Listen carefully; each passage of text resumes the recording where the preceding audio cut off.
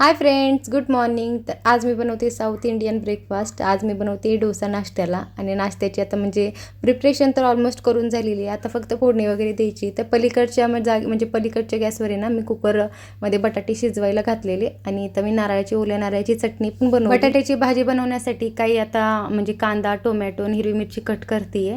तर जास्त तर काही टाकायचं नसतं त्या भाजीमध्ये, सिंपल अशी असते, जास्त वेळ पण लागत नाही आणि बरेच दिवस झाले बरं का डोसा बनवला नाही आहे। कदाचित मला असं वाटतं 15 ते 20 दिवस झाले असं डोसा वगैरे काही बनवलं नाही। मध्ये मेंदू वडे बनवले होते। तर आता आहे ना म्हणजे भाजीला फोडणी द्यायची आहे आणि काय कढीपत्ता होता घरी पण थोडा सुकला होता, त्यामुळे मी घरी जे छोटंसं झाड आहे कढीपत्त्याचं त्याचाच कढीपत्ता थोडासा काही 2 दंठले ना तोडून आणले। आता भाजी पण करून झालेली, आता नाश्ता तर तयार आहे। डोसा बनवण्याच्या आधी मी इथं बीटरूटचं ज्यूस करून घेतलं कारण की ह्यांना खाली येण्यासाठी नाश्ता करायला थोडासा वेळ होता।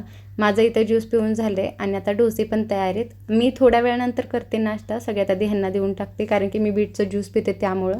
चला गाईज, व्हिडिओ आवडला असेल तर व्हिडिओला लाईक, शेअर, कमेंट करा। बाय।